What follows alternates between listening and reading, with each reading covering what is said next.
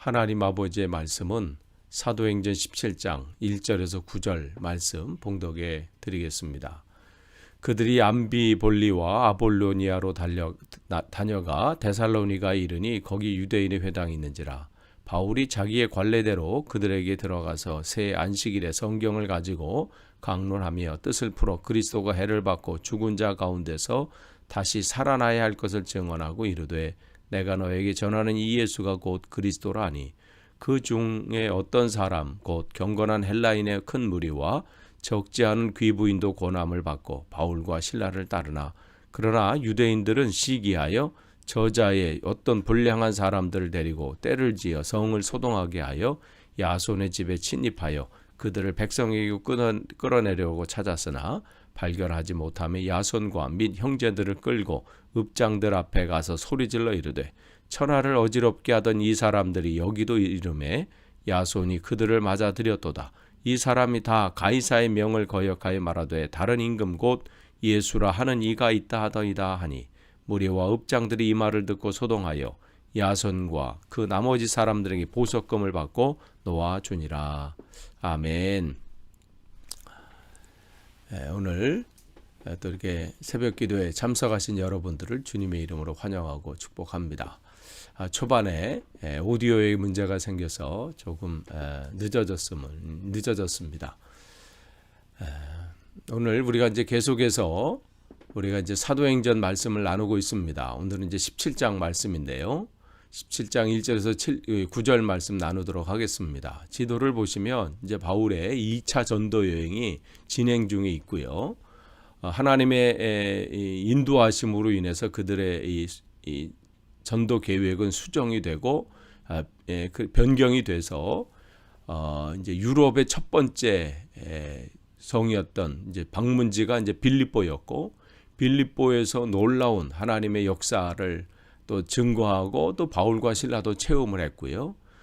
그러면서 그들이 이제 빌립보에서 떠나서 암비볼리도 또 지나고 그 다음에 아볼로니아도 이제 지나간 후에 오늘 이제 본문에서 다룰 지역은 바로 데살로니가입니다. 그 이제 곳에서 이제 복음을 전하게 되는데 바로 이곳이 이제 바울이 이제 후에 2차 전도여행 이제 고린도에 가서도 복음을 전하게 되거든요.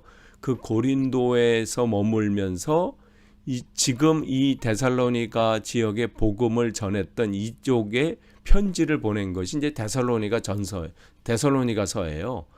그러니까 여러분이 이제 데살로니가 읽을 때는 또 그러한 상황들을 오늘 이 상황들을 기억하시면서 또 이제 읽으시는 것도 중요하다고 생각이 됩니다. 어쨌든 지금 데살로니가에 도착을 해서 거기서도 우리가 1차 전도 여행에서 본 것처럼 뭐 그들이 갔던 곳에서 특별히 이제 비시디 안디옥 같은 경우에서도 이 회당에 들어가서 이제 복음을 전하잖아요. 그들은 이방 땅에 복음을 전하면서 이제 가서 이방인들에게 복음을 증거하면서도 이 끊임없이 그쪽 지역에 있는 유대인에게도 관심을 가져요. 그러니까 자기 민족에게도 예루살렘에 있었고 예루살렘이나 유대에 있을 때도 뭐 유대인들에게 환영을 받지 못했지만 그렇지만 이 바울은 기회가 되면 자기 민족 백성들에게 민족인들에게도 복음을 증거하게 되죠. 그러니까 이런 것을 보면 우리가 이제 영국 땅에 살면서 물론 영국인들도 그렇고 또 이곳에 보내주신 사람들을 이제 복음을 전해야 되겠지만 여기 우리 함께하고 있는 우리 이 동포들에게 또 북한 동포들에게도 마찬가지죠. 우리가 복음을 전하는 것을 게을리할 수 없습니다.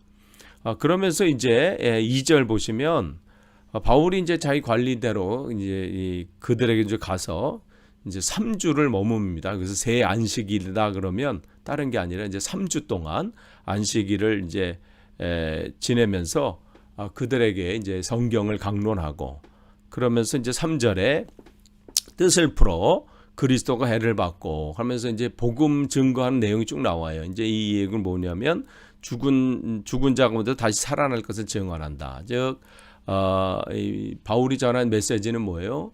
예수님께서 인간의 모든 죄를 담당하시고 해결하시기 위해서 십자가에서 죽으셨고, 그래야 이제 이 우리 해결될 수, 그러니까 우리의 죄 사함을 위해서 그 다음에 어떻게 해요?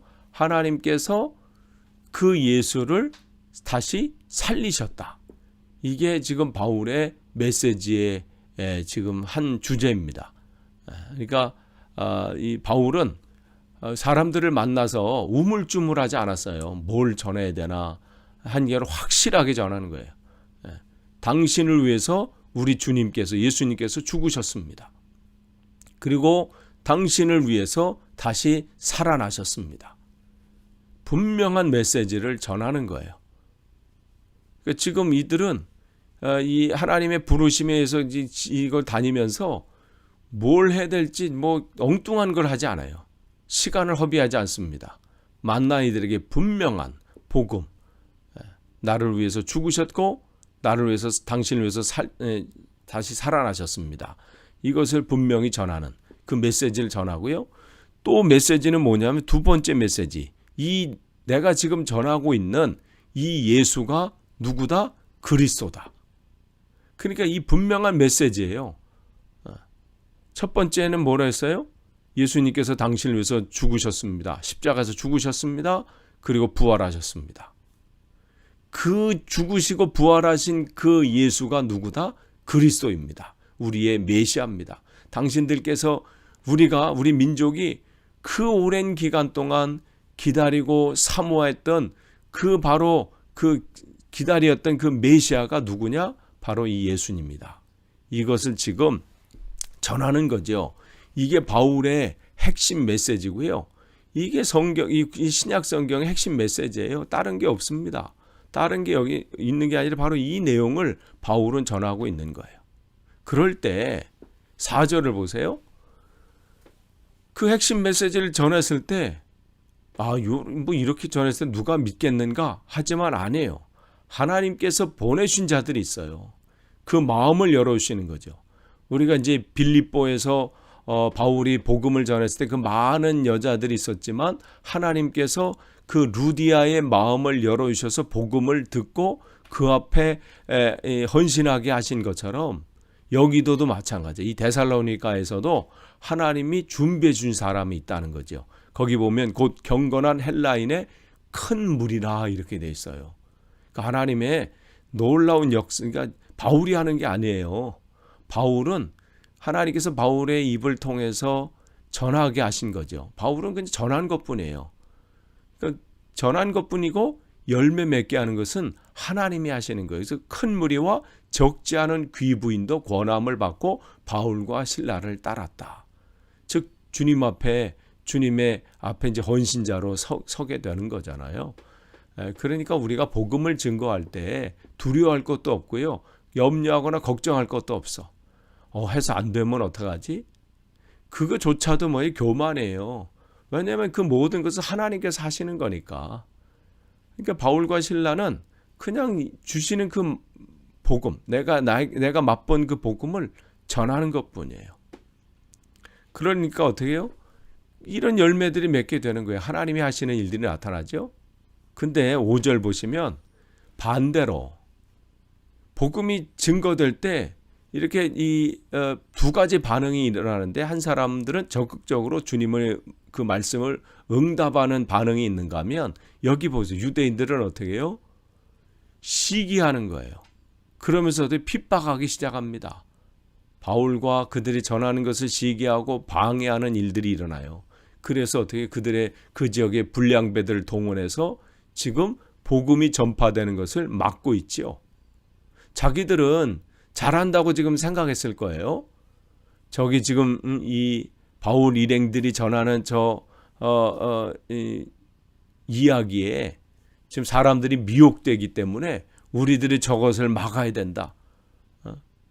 저들이 하는 일들을 우리가 하는 것은 지금 하나님의 일을 하는 것이다라고 착각하면서 열심을 냈을 거예요.